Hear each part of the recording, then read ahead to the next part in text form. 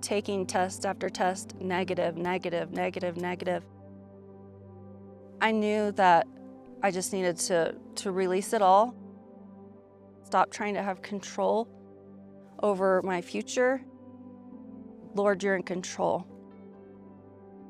My name is Seka, and I'm married to my best friend, Billy, and we had our first son when I was 16 years old and he was 17 years old. Billy and I got married, and a year later, we had our second son, Zolan. I'm able to finish my degree, and I'm so grateful. My husband supported that, and at this point, I'm almost 35 years old, and I just start having some pain in my chest. And eventually it got to the point where I couldn't really turn my neck when I was trying to work out, and I just knew something was not right. They found a fist-sized mass next to my heart and in between my lungs.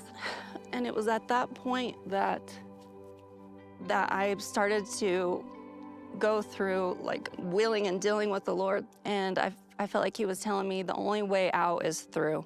So I had to go through some really difficult treatments. The whole family met with the doctor, and he said after these treatments, more than likely not gonna be able to have any more kids. I felt like something so special was being stolen from me, and I wasn't ready for that. I was still so young. Seeing myself going from vibrant to just losing life in my eyes and my skin, that was difficult. I remember after every treatment, I would meet my husband and I would just cry. And I remember him just being so supportive that we're gonna get through this. We're almost done, the countdown to 6 treatments. It was painful to see myself go from me to not being able to recognize myself anymore. There's the verse, Psalms 23, that I learned as a small girl, and I definitely hid that in my heart. Yea, though I walk through the valley of the shadow of death, I will fear no evil, for he is with me. Little did I know, knowing that verse all these years, having that in my heart, that would be my life.